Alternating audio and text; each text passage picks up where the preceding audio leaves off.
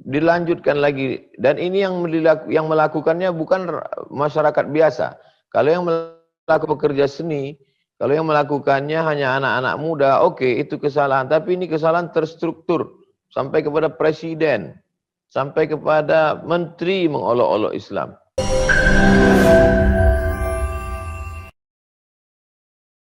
Jangan lupa subscribe, like, and share. Iya. Ini ada pertanyaan Ustadz mengenai situasi baru-baru ini Ustadz yang di Prancis. Bagaimana sebaiknya menyikapi situasi sulit yang dihadapi Muslim di Prancis akhir-akhir ini, terutama dalam hal kebijakan kebebasan berpendapat yang jelas-jelas itu menghina Nabi SAW yang kita cintai. Apakah dibenarkan adanya orang-orang Muslim yang melakukan kekerasan karena kecintaan mereka kepada Nabi SAW? Pada masa pemerintahan Sultan Abdul Hamid di Turki, sebelum jatuhnya Turki Utsmani pada tahun 1924, ketika itu di Perancis mereka membuat sebuah opera drama. Di situ ditampilkanlah sosok yang lucu untuk mengolok, mengejek Nabi Muhammad SAW. Lalu drama itu mereka pertontonkan di Paris. Berita itu sampai kepada Sultan Abdul Hamid yang gagah dan perkasa dengan kekuatan bala tentaranya. Maka dia kirim pesan kepada penguasa Prancis supaya opera itu ditutup. Kalau tidak ditutup, maka tanggung sendiri apa yang akan terjadi. Maka saat itu juga opera itu ditutup. Itu terjadi hampir 100 tahun yang lalu. Artinya apa? Kita akan disegani orang kalau kita punya kekuatan. Dari mulai kasus 11 September, berlanjut dengan karikatur Denmark, berlanjut dengan penyobekan pembakaran Al-Quran, dilanjutkan lagi dengan, dan yang melakukan ini pembunuhan saudara kita, dilanjutkan lagi, dan ini yang melakukannya bukan masyarakat biasa.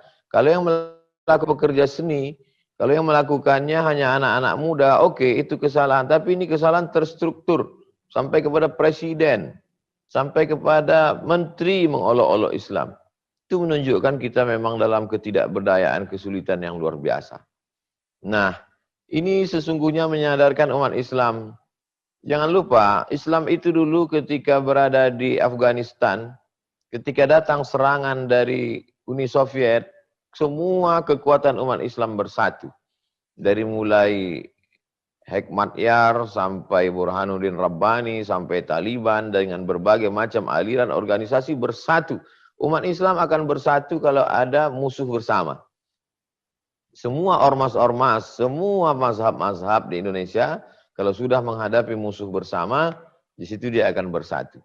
Oleh sebab itu kita perlu juga melihat bagaimana skenario Allah menyatukan umat ini, bahwa ini adalah cara bagaimana supaya umat Islam ini bersatu, melepaskan dari masalah yang remeh-temeh, masalah kecil khilafiyah-khilafiyah, bahwa musuh besar kita bersama adalah kejahatan terstruktur untuk membusukkan umat Islam, untuk mengejek, mengolok umat Islam. Nah, setelah kita tahu bagaimana respon umat Islam. Respon umat Islam terbagi 3 secara umum. Yang pertama yang amat sangat militan, sampai rela mengorbankan nyawanya seperti yang dilakukan salah seorang muslim. Menurut dia mati syahid dengan memenggal kepala guru yang kurang ajar, yang menunjukkan karikatur di depan murid-muridnya dengan kebanggaan, maka memancung kepalanya adalah jihad fisabilillah. Ini pendapat pertama umat Islam. Yang kedua, yang diam saja, lawan daripada respon. Memang begitu biasanya. Kalau ada amat sangat keras, ada yang amat sangat lunak. Ya sudahlah, diam sajalah, berdoa kepada Allah Subhanahu wa taala. Yang ketiga, menunjukkan respon, tapi respon yang positif. Salah satunya adalah dengan memboikot produk-produk. Ini yang dilakukan saudara-saudara kita di Kuwait, di Timur Tengah, di negeri kita, dengan memboikot produk-produk Prancis dan lain sebagainya, karena ini bagian dari embargo ekonomi. Tapi yang jauh lebih penting dari itu semua adalah seperti yang disampaikan Profesor Ismail Raji Al-Faruqi dari Temple University, Connecticut, yang terbunuh oleh agen Mossad Israel.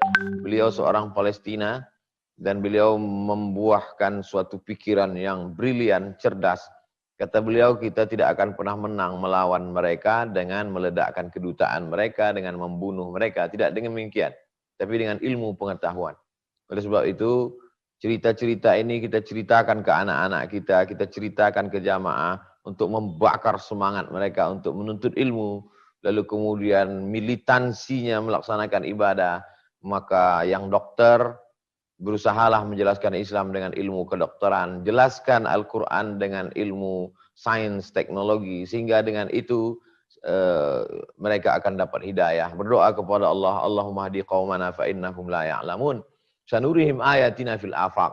Kalau anak-anak kita yang di Fakultas Kedokteran itu menjelaskan bagaimana proses penciptaan manusia dalam Al-Quran, jelaskan dalam ceramah, buatkan seminar, ditonton oleh mereka, mereka akan berpikir ini agama datang dari mana, ini pastilah dari seorang yang luar biasa. Itulah yang nanti akan membuka hidayah. Dan sebelum kiamat, maka Eropa itu akan menjadi Islam. Begitu dalam hadis riwayat Imam Ahmad bin Hanbal. Ada satu yang belum, yaitu Rom. Kalau ada orang mengatakan bahwa Rom itu adalah negeri Syam, bukan. Karena negeri Syam hanyalah satu provinsi dari Rom, Roma. Ada yang mengatakan Rom itu adalah Konstantinopel, bukan. Karena Konstantinopel bukan Rom. Yang dimaksud dengan Rom itu adalah Eropa. Dan sebelum hari kiamat, Eropa itu akan berkumandang azan, akan berkumandang asma Allah. Ini adalah bagian dari proses menuju itu. Maka dengan ini bersatulah umat-umat Islam. Bersatu. Bernard Lewis sendiri dari seorang pemikir Yahudi, Bernard Lewis sendiri memprediksi bahwa Eropa itu akan Islam. Dengan prediksi 3 analisa. Yang pertama, bahwa imigran Muslim datang dari Tunisia, Aljazair, Maroko akan memenuhi Spanyol dan Portugis, Spanyol dengan Prancis. Itu akan diisi oleh 3 imigran. Kemudian India, Pakistan, Bangladesh akan mengisi Inggris. Kemudian Turki akan mengisi Jerman. Maka kalau sudah Spanyol, Inggris, Jerman, Prancis diisi Muslim, maka negeri-negeri yang kecil itu mengikut, termasuklah Indonesia, bahkan punya masjid di beberapa kota di Eropa, maka sesungguhnya Islam akan masuk dengan cara damai, bukan dengan pedang, bukan dengan peperangan, bukan dengan kekerasan, tapi dengan pintu hidayah. Dan saya percaya itu. Teori dari Bernard Lewis itulah yang membuatkan sebuah ketakutan yang disebut dengan Islamophobia. Pertama, imigrasi, perpindahan migran umat Islam ke Eropa yang begitu pesat, besar.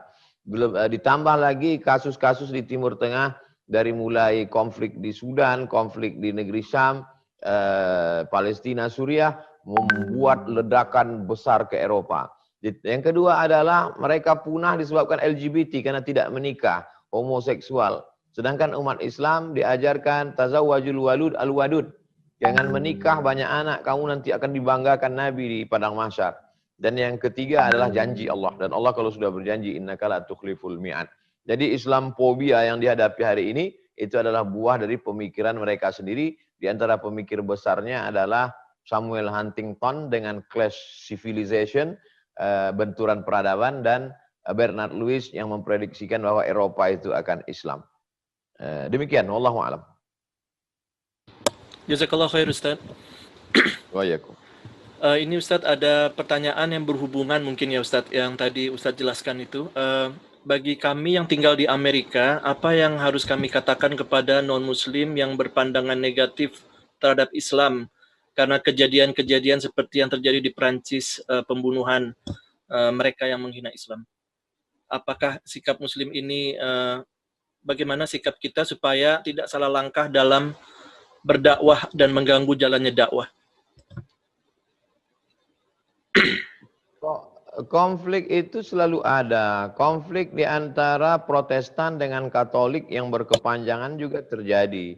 Konflik antara Katolik dengan Anglikan juga terjadi.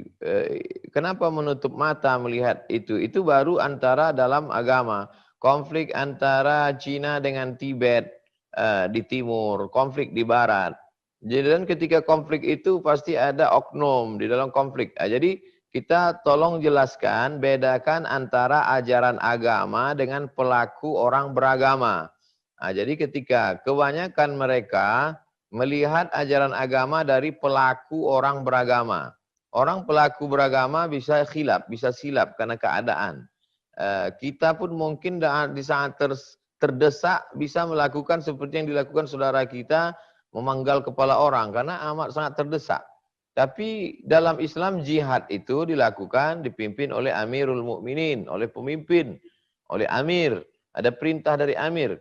Oleh sebab itu maka pertama jelaskan bahwa konflik bisa terjadi pada kelompok manapun, agama manapun, dan itu terjadi. Yang kedua, tolong bedakan antara ajaran agama dengan pelaku umat beragama. Yang ketiga, ghayatun nas, ridhon nas ghayatun la tudrak. Kita tidak bisa meyakinkan orang lain. Kalau kita merasa bahwa kita bisa meyakinkan orang lain, kita akan stres. Kita hanya menyampaikan. Innama anta munzir, sampaikan, jelaskan menurut kemampuan kita. Lasta alaihim bimusaitir. Dan referensi-referensi yang ditulis oleh orang barat sendiri itu amat sangat menolong. Sebagaimana orientalis itu secara umum terbagi 3. Yang pertama orientalis yang amat sangat memusuhi Islam. Yang kedua orientalis yang simpati pada Islam tapi tidak masuk Islam. Yang ketiga orientalis yang masuk Islam. Oleh sebab itu 2 itu sebenarnya berpihak kepada Islam. Karena yang musuh itu cuma 1. Maka karya-karya dari 2 kelompok ini itu tanpa kita harus sulit menjelaskan. Philip Kahiti menulis tentang kelembutan Nabi, walaupun dia tidak masuk Islam, tentang Nabi Muhammad SAW. Lalu kemudian yang ditulis oleh Michael H. Hart, 100 most influential person in history. Lalu kemudian Karen Armstrong, penulis History of God, dia juga menulis bagaimana kelembutan Islam ketika membebaskan Palestina. Dia bandingkan dulu bagaimana Palestina dibebaskan dengan berdarah-darah sampai kuda berenang. Tapi ketika Islam datang dengan damai. Padahal mereka tidak Islam. Oleh sebab itu mampu membantu. Saya kira lembaga-lembaga di Muslim minoritas perlu menerbitkan lagi buku-buku itu. Karena kalau kita yang menjelaskan sulit orang percaya. Tapi kalau mereka sendiri dari kalangan mereka, maka itu membantu. Demikian. Wallahu a'lam. Jazakallah khair Ustaz. Ini kita balik lagi nih Ustaz ke topik lagi Ustaz. Bagaimana menghindari hati ini dari suuzon kepada Allah karena khawatir akan doa kita tidak dikabulkan dengan adanya dosa-dosa yang mungkin tidak kita sadari, atau perasaan khauf, cemas dan roja, harapan. Bagaimana menimbanginya Ustaz? Ada namanya maqam, jamak dari maqam, maqaman. Maqam itu adalah stasiun-stasiun mencapai Allah SWT.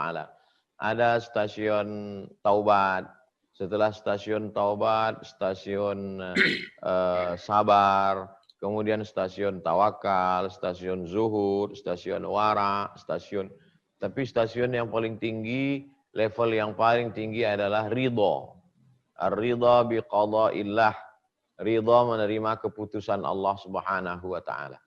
Oleh sebab itu orang-orang yang masuk ke dalam surga itu ditanya oleh Allah Subhanahu wa taala, "Hai penghuni surga, kamu mau apa lagi? Sebuah nikmat kamu sudah dapat." Mereka berkata, "Ridhaka." Kami berharap ridhamu ya Allah. Itulah maka kita selalu minta Allahumma inna nas'aluka ridhaka wal jannah.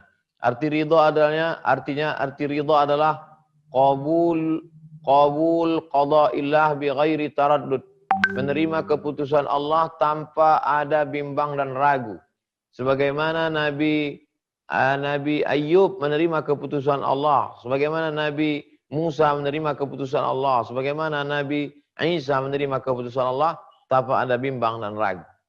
Nah, tentu itu semua berdasarkan 2. Apa yang membuat kita tidak bimbang dan ragu? Yang pertama ilmu, yang kedua amal. Kalau dalam hati kita ada berkata-kata, maka cepat-cepat kita beristighfar. Kenapa aku begini? Kenapa saya yang begini? Kenapa? Langsung hilangkan itu dengan istighfar. Astaghfirullahaladzim, astaghfirullahaladzim, astaghfirullahaladzim. Allahumma sholli ala sayyidina Muhammad. Baca Quran dan lain sebagainya. Perbanyak ilmu tauhid. akidah tentang Allah Subhanahu wa taala, bahwa Allah tidak akan mungkin membebani kita lebih dari kemampuan kita, bahwa Allah Maha tahu, Dia menciptakan kita, Dia menghidupkan kita, Dia mematikan kita. Pertama ilmu, yang kedua adalah amal. Kadang ilmu ini hanya sampai ke otak saja, tapi amal dia sampai ke hati, Allah sendiri yang akan menolong. Maka dengan memperbanyak amal-amalan sunat, salat duha, salat tahajud, salat witir, salat sunat wudu, salat sunat taubat, salat sunat hajat, istighfar, salawat, tasbih, tahmid, takbir, tahlil, maka kalau itu diperbanyak, Allah akan menurunkan ridho itu ke dalam hati kita. Maka sesungguhnya usaha yang dari kita itu hanya sekitar 10-20%, sedangkan pertolongan Allah lebih besar lagi. Begitulah Allah. Untuk mengingat Dia pun, kita baru bisa karena pertolongan Dia. Untuk ridho terhadap Dia pun, itu bisa kita lakukan karena pertolongan Dia. Puncaknya adalah bahwa kita tak punya apa-apa, la haula wa la quwata illa billah. Demikian, wallahu a'lam. Jazakallah khair Ustaz. Ini ada yang berhubungan pertanyaannya Ustaz, apakah ada zikir-zikir atau doa-doa khusus yang diajarkan Nabi SAW dan para ulama untuk keluar dari kesulitan hidup? Man lazimal istighfar wa ma kana Allahu liyu'adzibahum wa anta fihim wa ma kana Allahu mu'adzibahum wa hum yastaghfirun.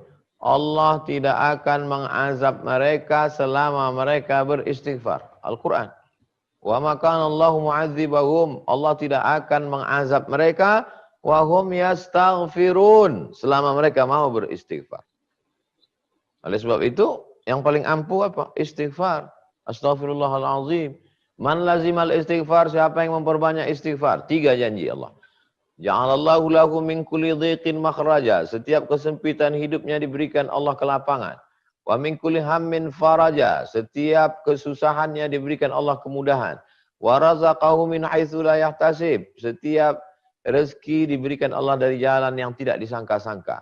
Kesulitannya dimudahkan, kesempitannya dilapangkan, masalahnya diberikan solusi, rezeki diberi dari jalan yang tidak disangka-sangka dengan memperbanyak istighfar kepada Allah Subhanahu wa ta'ala. Oleh sebab itu maka perbanyak istighfar. Itu si fulan banyak istighfar, kenapa hidupnya tetap sulit?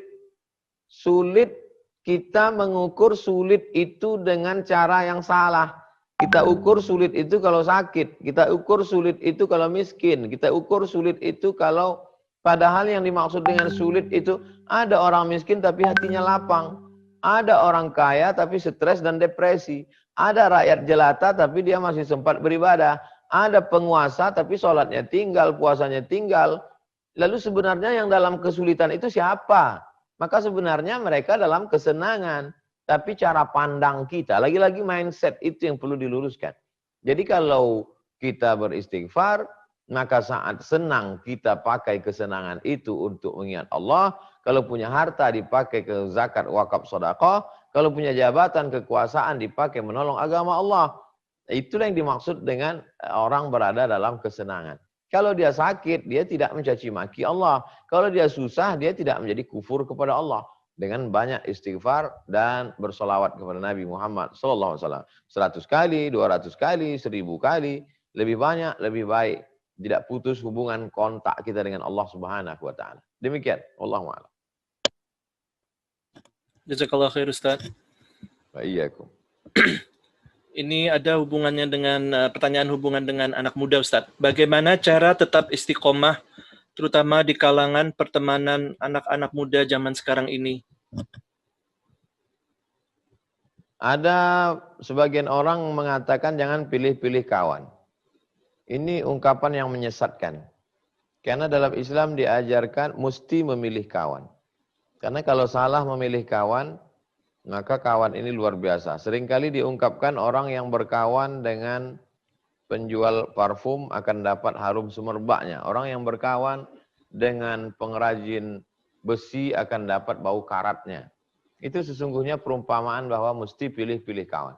Oleh sebab itu kalau grup WhatsApp itu grup yang mendekatkan kepada Allah, ikutilah grup itu. Tapi kalau grup itu hanya untuk ketawa-ketawa, tidak tentu arah, keluar dari grup itu. Bahwa mereka mengatakan kamu enggak gaul, kamu sekarang sudah angkuh, baru ngaji 2-3 kali hijrah sudah begitu. Maka sesungguhnya saat menghadap Allah mereka juga tidak akan ikut dengan kita kok.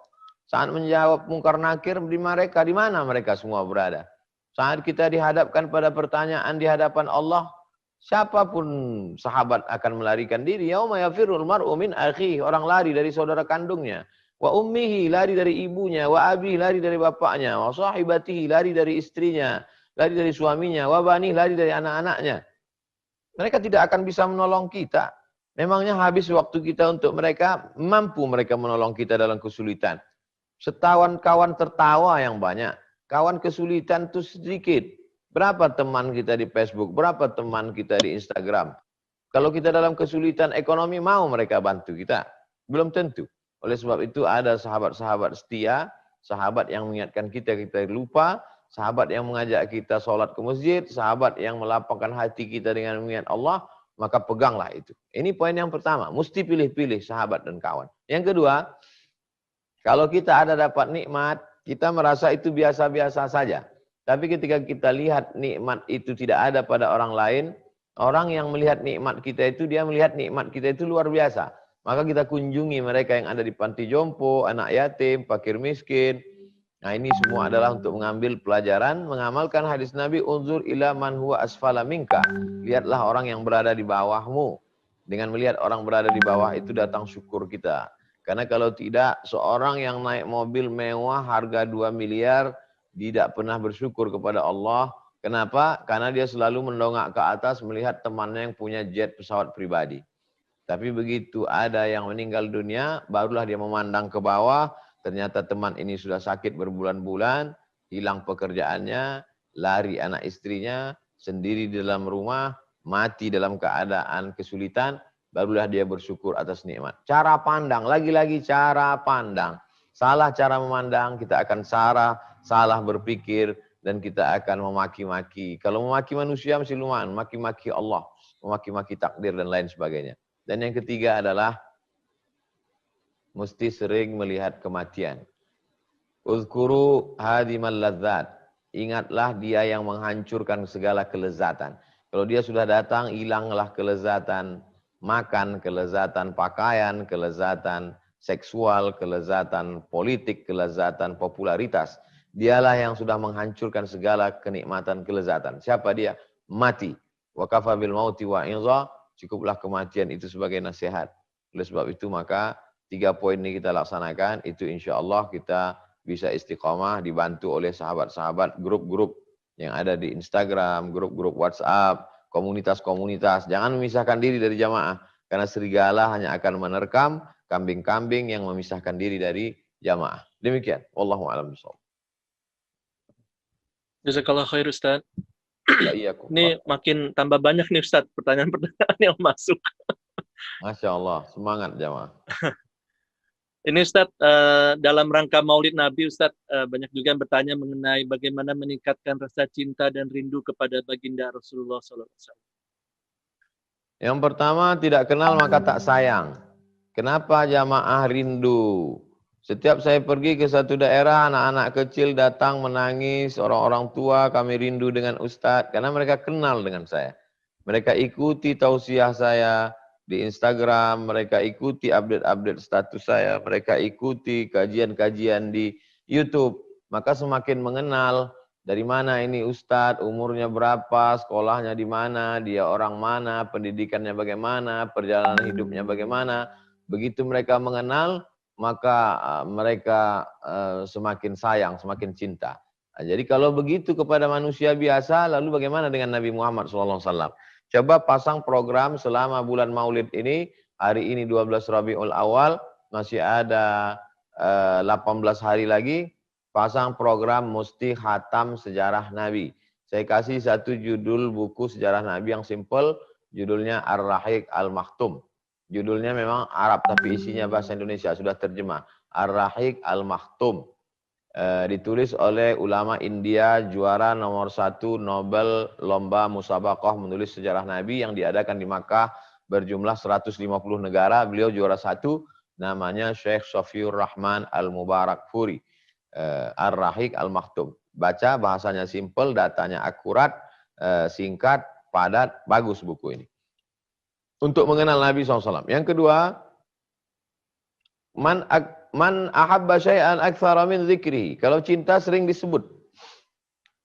Anak saya sering nyebut-nyebut nama Ustadz, dia gambar karikatur Ustadz, dia gambar rumah kami ingin punya rumah seperti ini di lantai 2, ternyata dia buat ada kamar untuk Ustadz Somad. Ternyata anak ini sering menyebut. Saya tidak terpikir ada anak jamaah yang menggambar di lantai 2 ada kamar khusus untuk Ustadz Abdul Somad. Anak kecil, anak umur 5 tahun. Bagaimana kepada Nabi?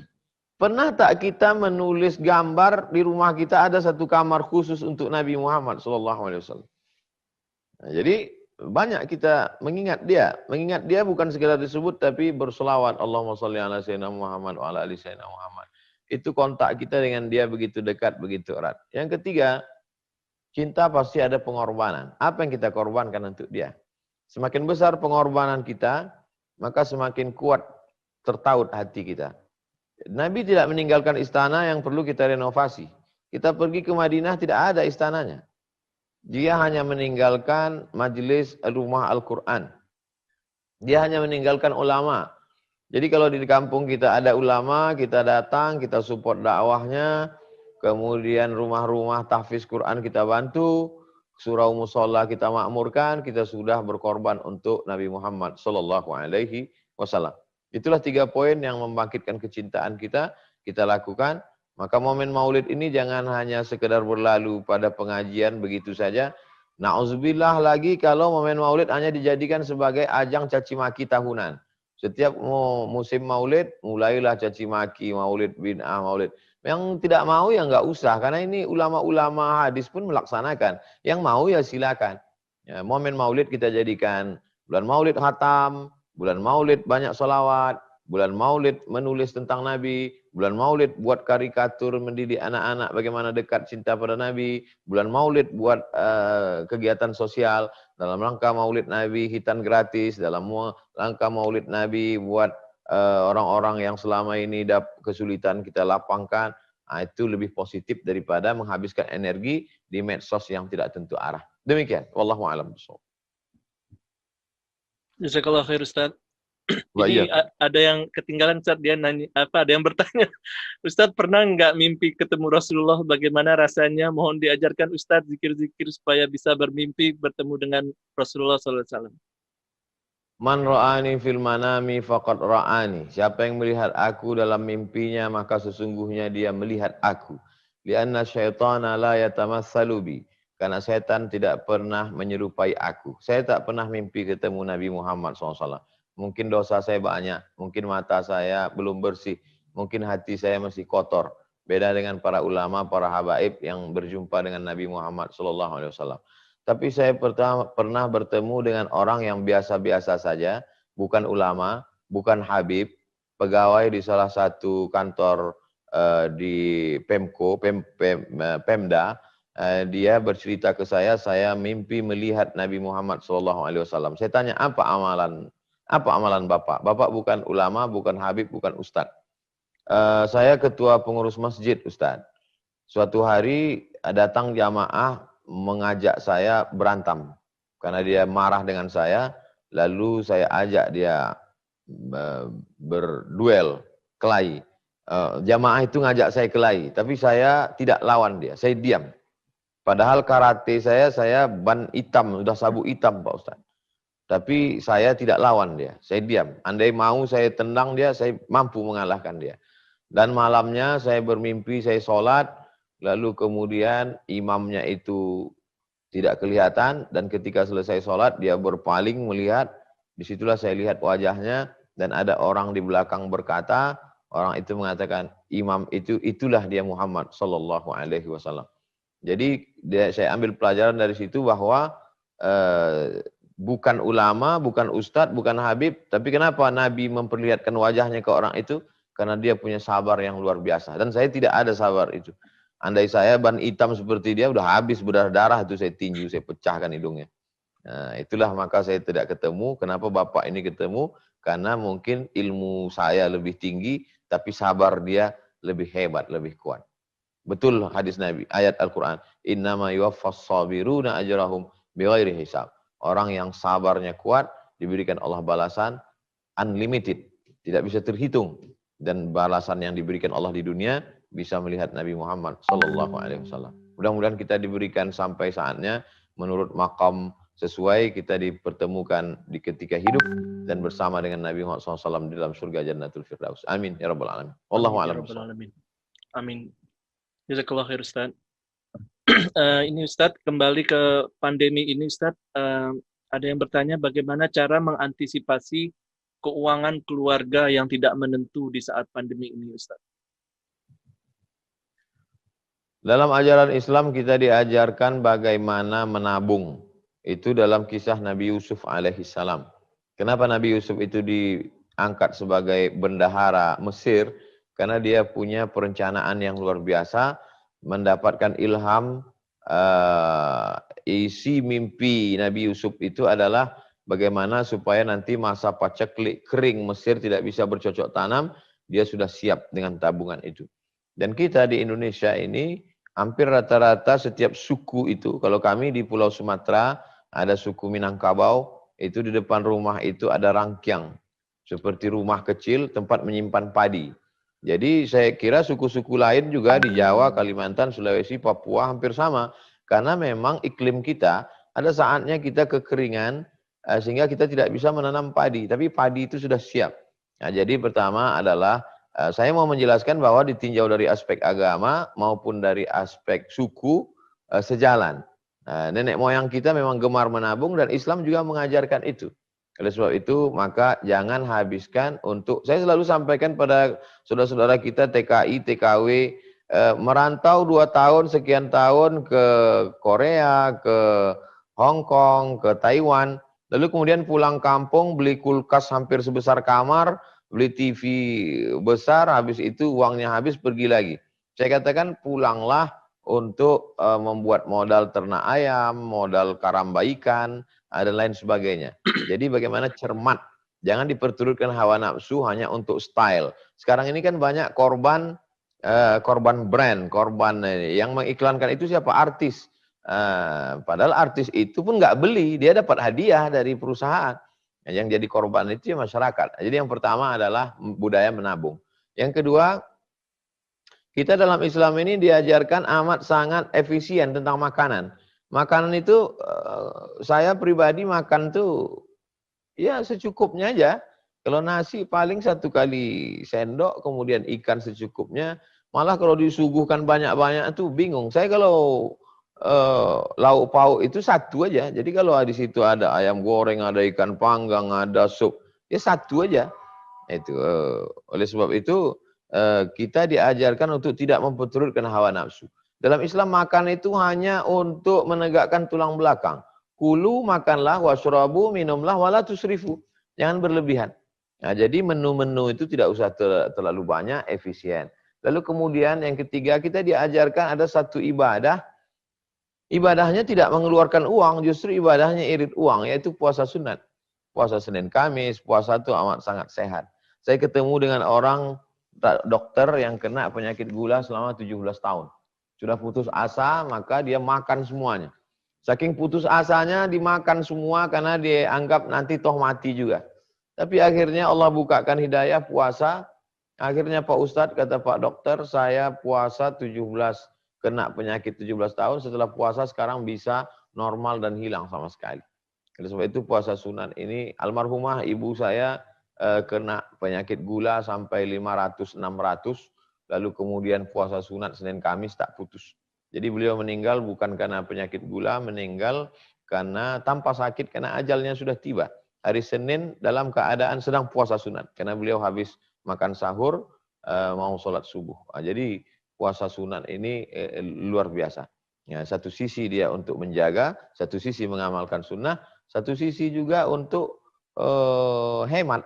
Oleh sebab itu maka Islam ini agama yang amat sangat mengajarkan kita efisien dalam penggunaan uang, amat sangat cermat dalam pemakaian uang. Wallahu a'lam. Jazakallah khair Ustaz. Iya. Ini Ustaz ada hubungannya mungkin Ustaz dengan masalah keuangan tadi. Ada yang bertanya mengenai hukumnya asuransi. Jika asuransi itu menjaga keuangan kita dari kebangkrutan, bagaimana Ustaz? Pendapat yang pertama, asuransi itu hukumnya haram. karena di dalamnya ada gharar, gambling, judi. Jadi saya bayar 1 tahun 10 juta. Bapak bayar 10 juta, ibu 10 juta, mas 10 juta, AA 10 juta. Tapi yang dapat cuma saya. Karena saya kebetulan yang kena musibah, na'udzubillah. Akhirnya saya yang dapat. Ini kan gambling, judi. Padahal semestinya semua dapat. Karena gambling, karena judi, karena ketidakjelasan itu, maka ulama memfatwakan. Fatwa pertama bahwa asuransi haram. Fatwa yang kedua, asuransi itu kata dia boleh, mubah hukumnya, halal. Kenapa? Karena di dalam asuransi itu ada ta'awun, tolong menolong. Aslinya karena uang saya 10 juta, saya dalam keadaan kesulitan, ya 10 juta itulah.